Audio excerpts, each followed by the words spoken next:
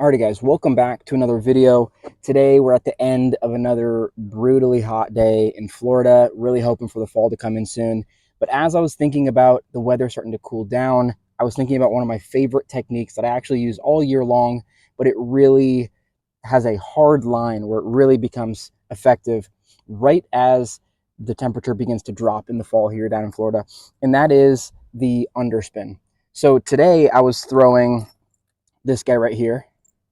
So this is a Hog Farmer HD mini underspin, is in the 3/8 ounce size.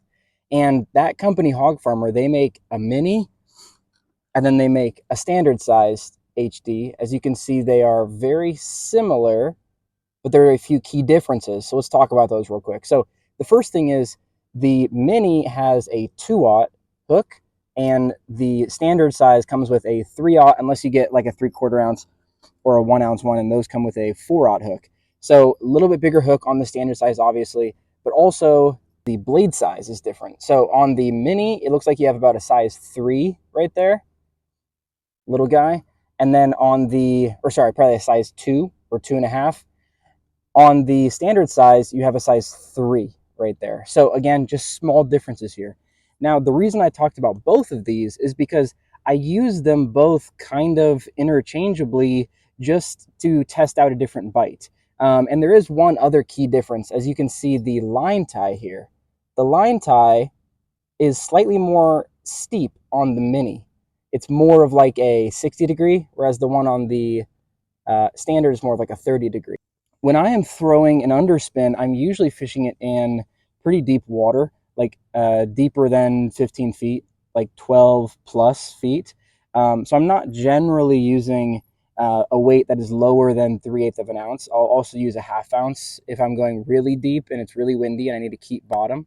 But generally 3/8 of an ounce is kind of my sweet spot, so I can handle it on my medium heavy rod without giving it too much load. Now, as far as the baits on these things, this is one of those things where I feel like you got to go with where your confidence lies. So there are so many swim baits that are out there on the market. I kind of go through phases to where I think, oh, this one's a little bit more effective for me right now, and then I maybe won't get a bite on it for a while, so I'll switch over. But a few baits that are always in the kind of ready to go is the 3.5-inch Storm Largo Shad. What makes the Largo Shad special and different is that it's very tall as opposed to like a long, slender Kitech. So it's a little bit more fat, a little bit meatier, but in doing so, you can put it on a bigger hook, like a 3/0 hook or even a 4/0 hook, and it doesn't overpower the bait, but you still get a very compact, kind of short profile. The other thing is the plastic it uses is a lot stiffer. And then also, as you can see here, there's a little tab that connects the tail there. So the stiffer plastic makes for a lot more aggressive of an action on that tail, but then you can also pull off this tab at the bottom of the tail and free it up. And when you do that, it allows for a lot looser of an action, more like a Kitech. So what I usually do is if I'm fishing it quickly in a little bit more shallow water and I know the fish are on this bite, I'm going to keep the tab on there because I want the really erratic tail. But then if I'm fishing more in the summer or I'm going slower in the winter, I'm going to rip that tab off so I can really creep it in slow roll on the bottom, and it'll still give me some action. So this is a great, very versatile swim bait that can kind of be applied to any situation that you're on.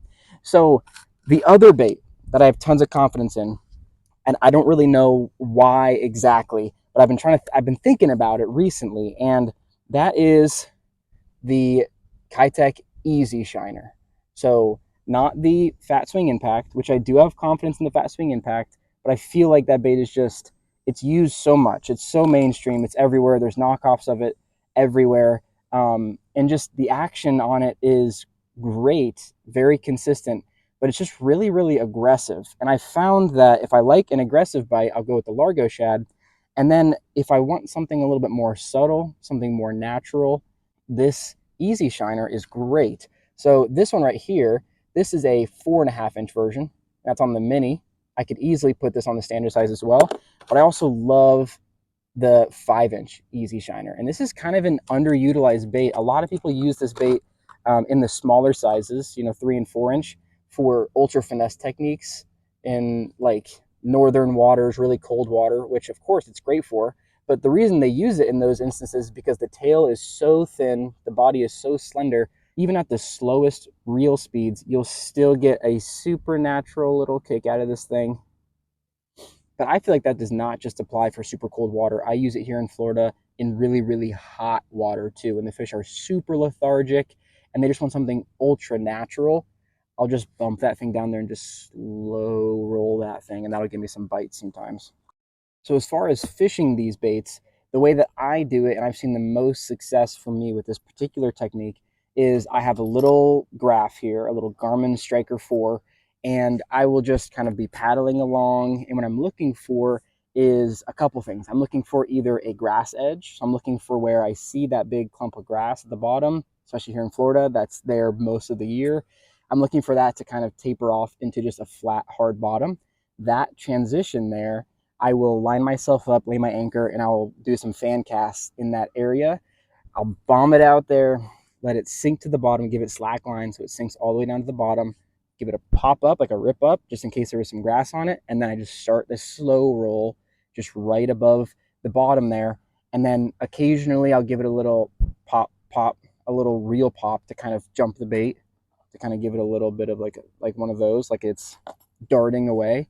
And sometimes that will trigger the bite. But you'll kind of figure out day by day. Sometimes they like that aggressive pop pop. Sometimes they just want it nice and slow roll. As far as the setup that I'm throwing this on, I throw this on a Dobbins Caden 744. It's equivalent to like a medium heavy rod. It is 7'4". I like that for a longer cast, and it has got a little bit more of a tip so I can really see that visual bite as well as feel it. And on that, I throw 40-pound Suffix 131 braid to a Maxima Ultra Green 15-pound monofilament leader here. And I usually tie about anywhere from 3 to 6 feet of leader there, depending on the clarity of my water and just kind of the caliber of fish that I'm fishing for, and just kind of how they're biting it. If they're a little bit more tentative in their bites, I'll have a longer leader to give them a little bit more time to take. And then if they are really just pounding it and I just want to drive the hooks home, I'll shorten up that leader. But so basically, you can throw it on, you already have this rod. If you're watching this video, you already have a rod that can service this just fine. I know people throw them on fluorocarbon all the time. I'm a braid person here in Florida. Braid is just a lot more versatile for me. But fluorocarbon works too. It's kind of like whatever you're comfortable with. So anyway, guys, I hope you enjoyed. I hope you learned something. If you did, please let me know. Leave a like. Subscribe to the channel. If you have any other video ideas, or if you think that I missed something here, please let me know in the comments. Have a great day, you guys. See you in the next one.